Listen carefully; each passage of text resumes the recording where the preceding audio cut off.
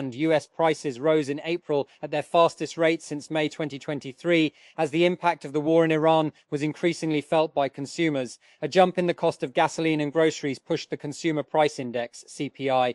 The amount prices jumped by in the past 12 months to 3.8%. And Islamabad, Pakistan has rejected allegations that it had sheltered Iranian military aircraft from potential United States strikes, as the fragile ceasefire it helped broker between Washington and Tehran appears increasingly at risk. And the Ministry of Foreign Affairs statement on Tuesday came hours after US President Donald Trump said the month-old truce was on massive life support, as he dismissed Iran's latest peace proposal as a piece of garbage that he had not even finished reading.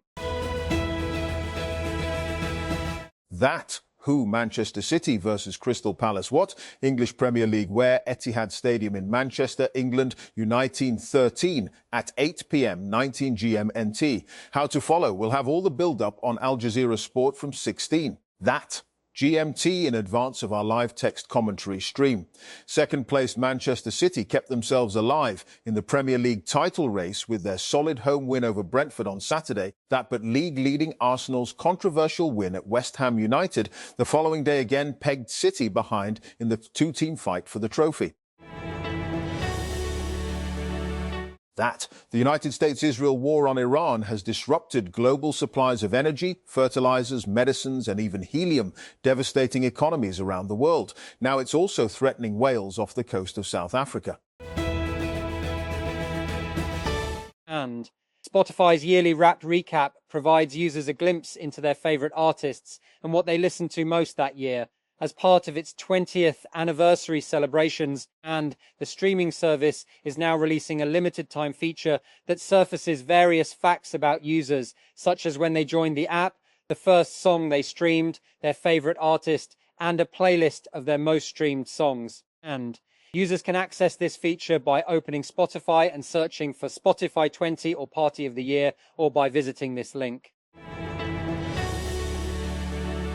And potholes are a pesky problem. Just ask scooter company Lime, which listed them as an official risk to its business in its IPO filing last week. History is littered with claims that technology can help solve or blunt the problem of potholes, and still they persist. But as cars become increasingly laden with advanced sensors, they are becoming a tool that can quickly alert cities to potholes and other municipal problems. And TikTok announced on Tuesday that it's launching TikTok Go, a way for users to discover and book hotels, attractions, and experiences directly within its app. The new offering is launching in the US and is available to users 18 years and older. And TikTok Go surfaces lodging and things to do through videos, search, and location pages. When users find something they're interested in, they can view details, check availability, and complete a booking. And the new feature is made possible through partnerships with including Booking.com, Expedia, Viator, Get Your Guide Tickets, and Trip.com. And new types of design tools such as Perplexity-owned Visual Electric, Figma-owned Weavy in popularity in the last few years, thanks to AI. These tools bank on the promise that with AI, a product team with designers can iterate through variations quickly. A new design startup, and now backed by $6 million in funding, believes that design tools that don't let you work directly on your codebase can limit you from being able to imagine new workflows and features. And a new direct flight route connecting Islamabad and Skardu is set to begin operations later this month, expanding air travel options for tourists visiting northern Pakistan.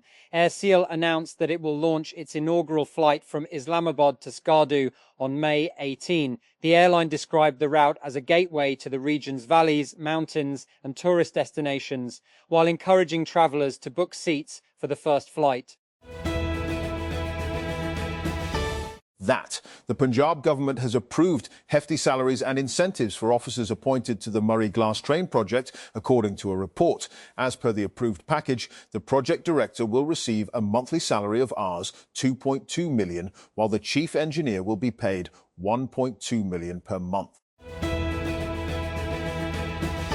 And the government of Pakistan is moving ahead with a major digital reform for pension verification through a state-of-the-art app-based proof of life system for federal and provincial pensioners. Sources told Pro-Pakistani that the State Bank of Pakistan has been asked to issue strict instructions to all commercial banks for integration with NADRA systems. That the Federal Board of Revenue, FBR, has introduced stricter conditions for the registration of international non-government organisations. Iron goes with the tax authorities in Pakistan under a new notification issued through SRO 836/2026. Draft amendments have been proposed to the Income Tax Rules 2002, aiming to enhance the verification and documentation process for Iron goes seeking registration or e-enrolment. And Punjab Traffic Police has ordered a province-wide crackdown against traffic violations, directing officials to ensure strict enforcement of traffic laws across all districts.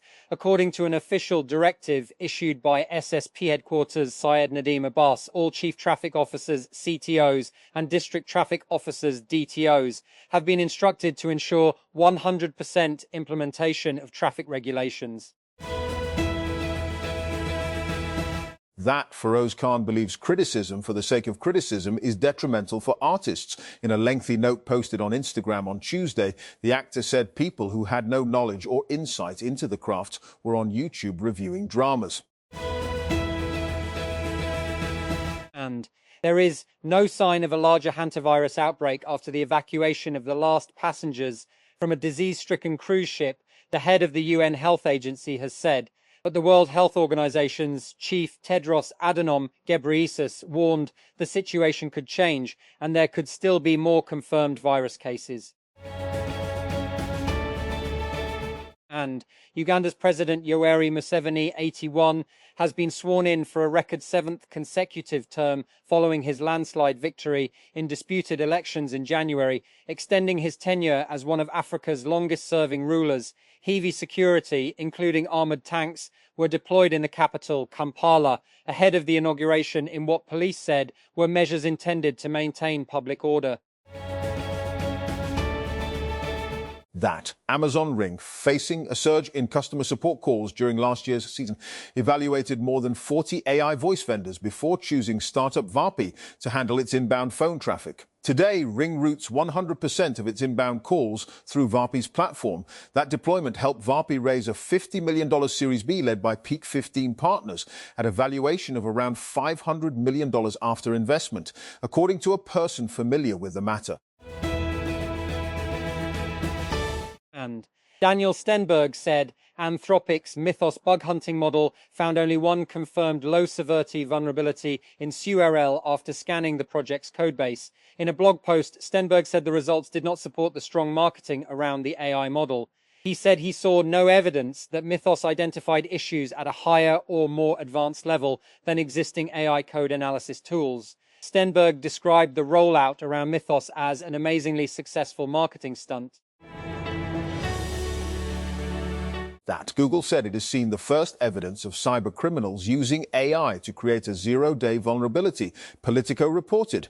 Google reported the findings to the unnamed company affected by the flaw before releasing its report. The company later issued a patch to fix the issue.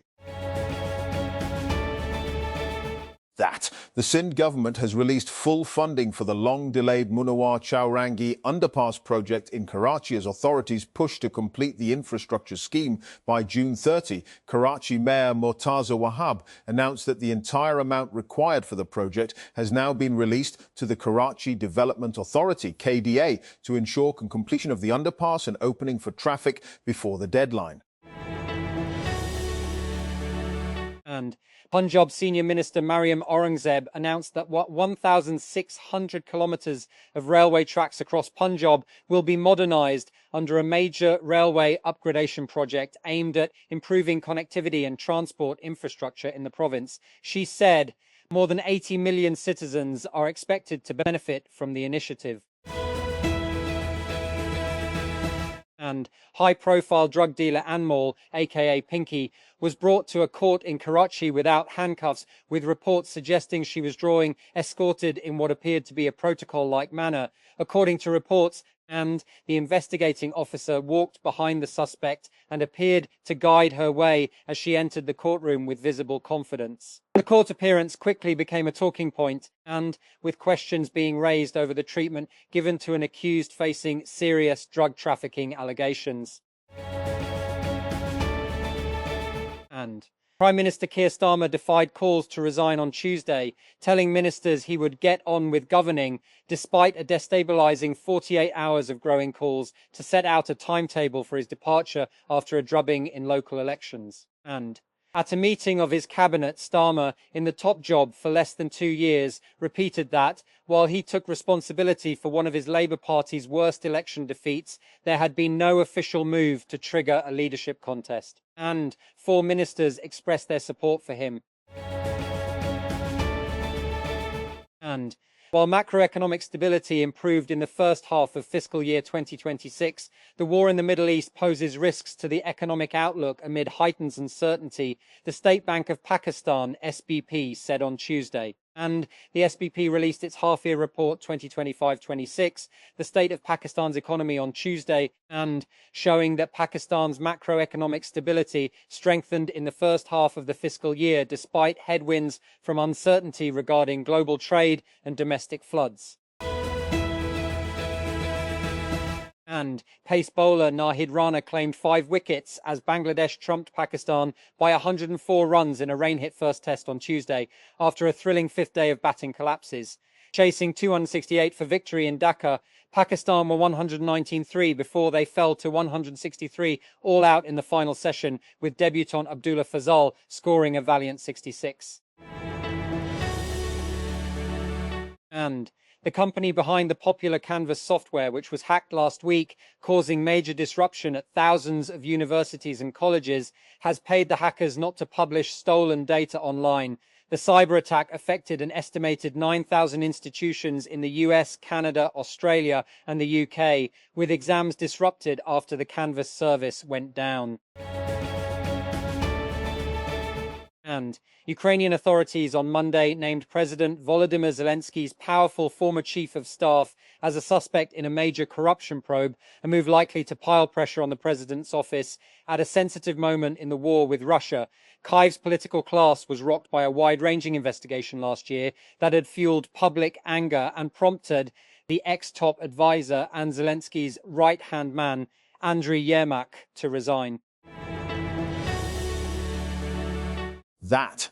Lionel Messi's participation in the FIFA World Cup has been the subject of fan queries for the past few months, but his inclusion in Argentina's preliminary squad for the tournament may have put those concerns to rest. The global football superstar was among the 55 players named by Lionel Scaloni in his initial World Cup roster on Monday, but the 38-year-old has yet to fully confirm his availability as Argentina look to defend their title.